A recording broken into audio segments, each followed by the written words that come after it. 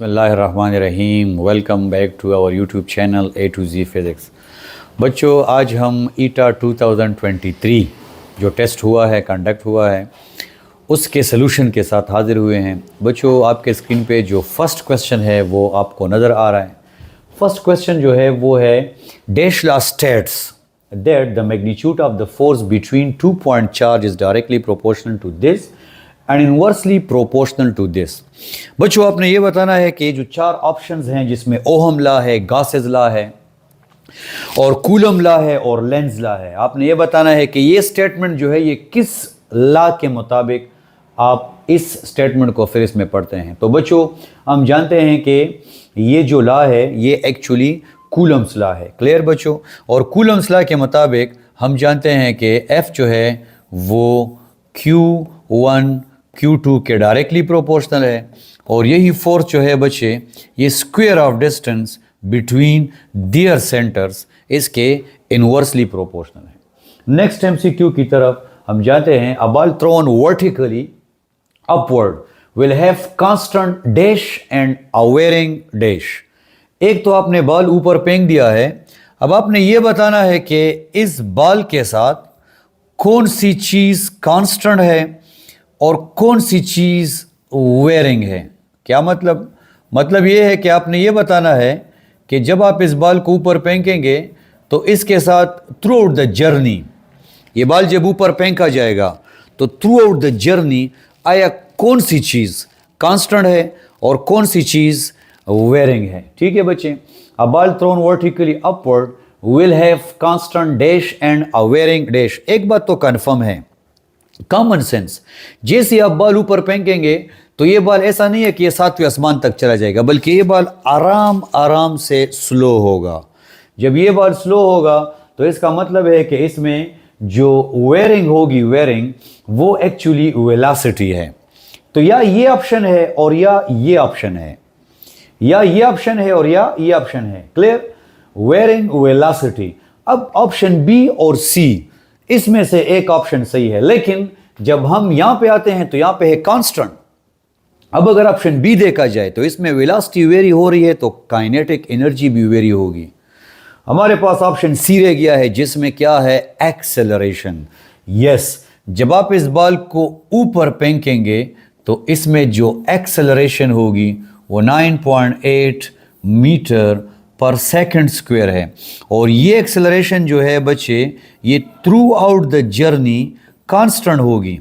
अगर आप देखें तो जब ये बॉल ऊपर की तरफ जा रहा है तो ये इसकी स्पीड कम होती है, स्पीड कम होती है, एक्सेलरेशन बैकवर्ड होगा, डायरेक्शन डाउनवर्ड होगा। जब ये बॉल नीचे आता है तो स्पीड ज़्यादा होती है, स्पीड ज़्यादा होती है, एक्सेलरेशन फॉरवर्ड होगा।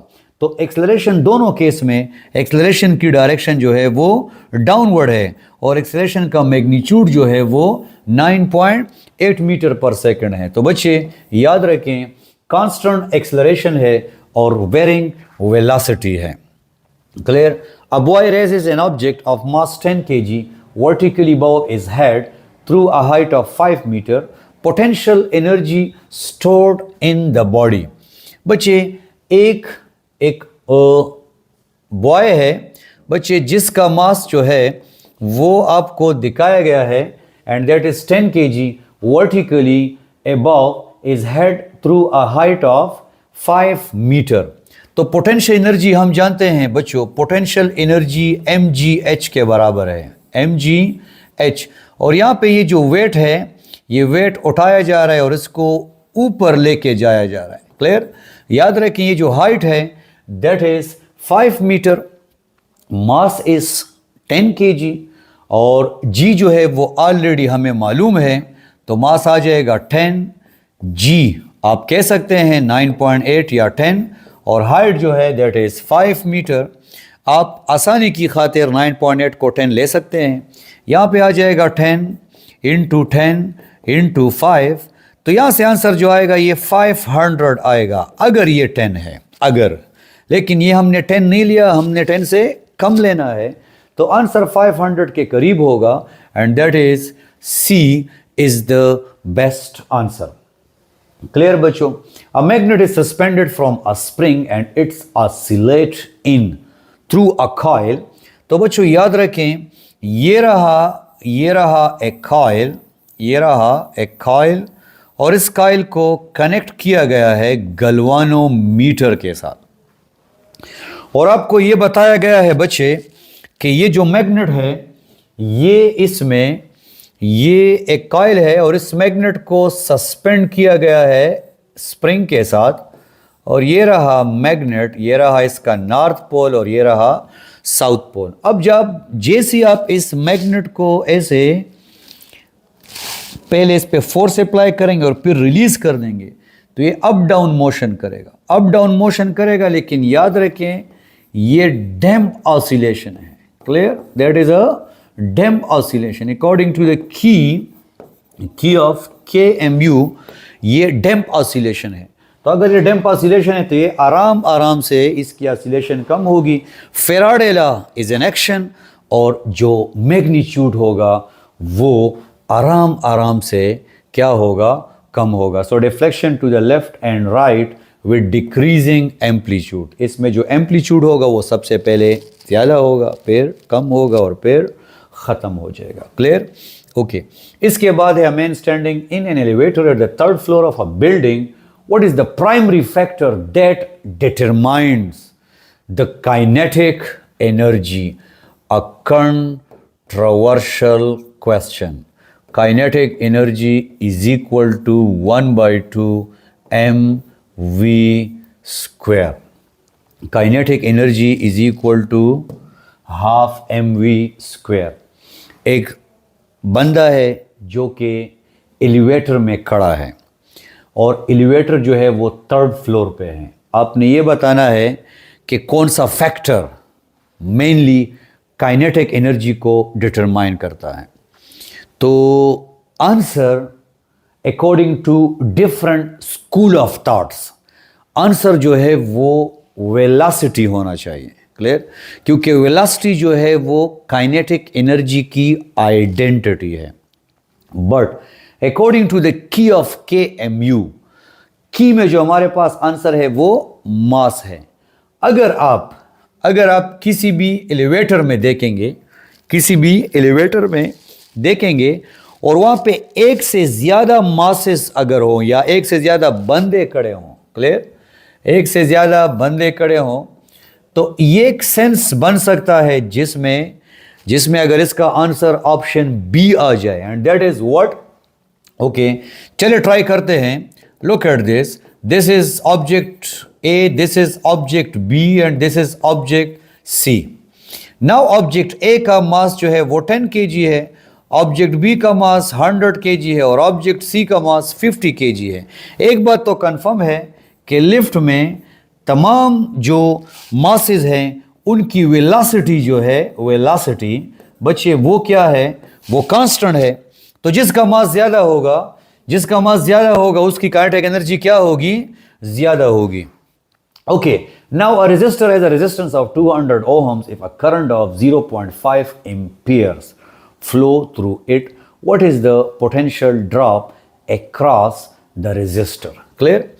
कोई भी रेजिस्टर है, फॉर एग्जाम्पल जैसे एक बल्ब आ गया है और आपने ये बताना है कि ये बल्ब जो है अगर इसका रेजिस्टेंस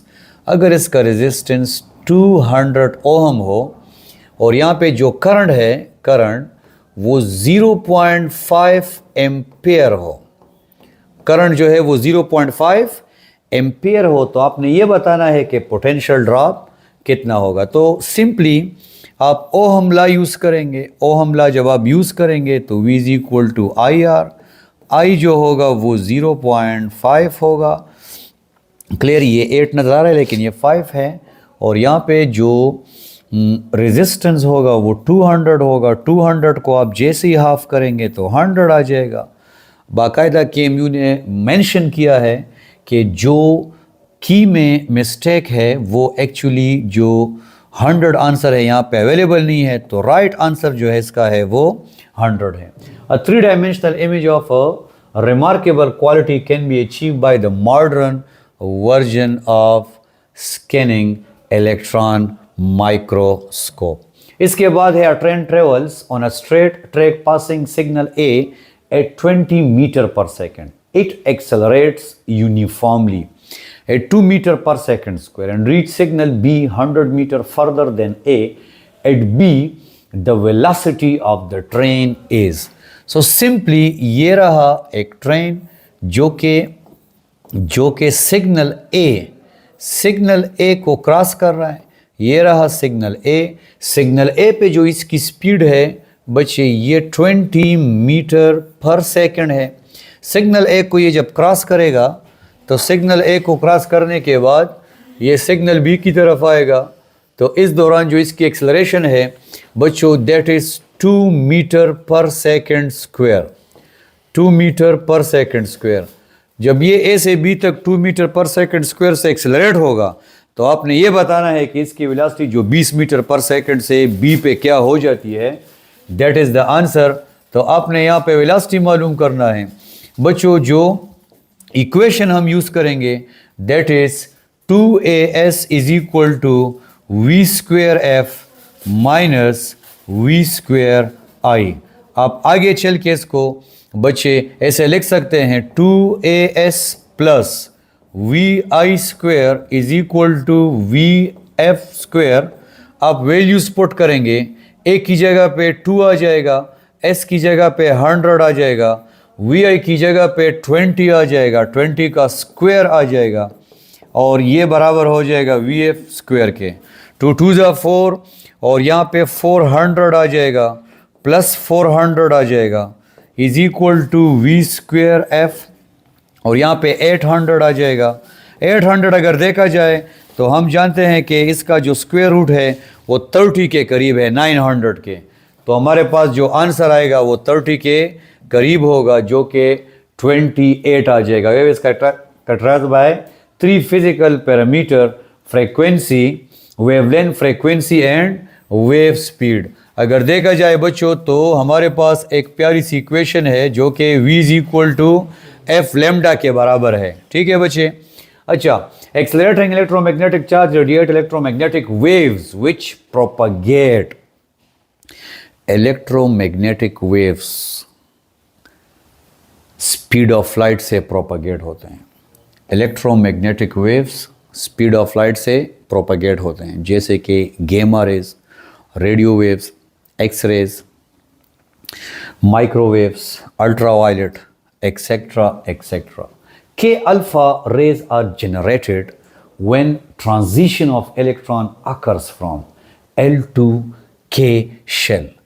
जब भी L शेल से K शेल में इलेक्ट्रॉन आएगा तो याद रखें बच्चे K अल्फा ट्रांजिशन होगी। अच्छा, डीके कांस्टेंट, ये क्वेश्चन है जो कि आपने थोड़ा सा समझना है। हाफ लाइफ हम जानते हैं, हाफ लाइफ बराबर है log 2 डिवाइडेड बाय लैम्डा। अब डीके कांस्टेंट उसने दिया है बच्चे, थोड़ी सी कैलकुलेशन है लेकिन आपने स्मार्ट तरीके से करनी है। log 2 जो है वो हम ऑलरेडी जानते हैं कि ये कांस्टेंट है जो कि 0.693 के बराबर है, डिवाइडेड बाय लैम्डा जो है वो 0.0000128 के बराबर है। बच्चे इसको सॉल्व करने का आसान तरीका, सबसे पहले तो आप इसको इस तरह कर दें कि यहाँ पे 0 पॉइंट इसको राउंड कर दें और इसको 7 कर दें।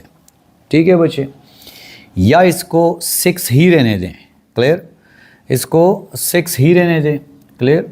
यहाँ पे आ जाएगा 0.6 आ जाएगा, क्लियर, 0.6। यहाँ पे आ जाएगा 1.2 10 raise to power minus 5, 1.2 10 raise to power minus 5।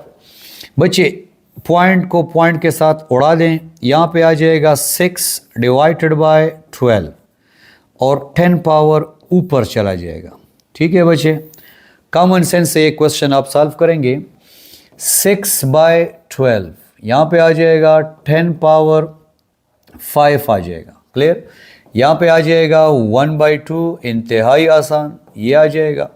यहाँ पे आ जाएगा 0.5 10 रेज़ टू पावर 5, यहाँ पे 5 आ जाएगा तो ये ज़ीरो यहाँ पे कम हो जाएगा और आपके पास जो आंसर आएगा वो 50,000 सेकंड आएगा।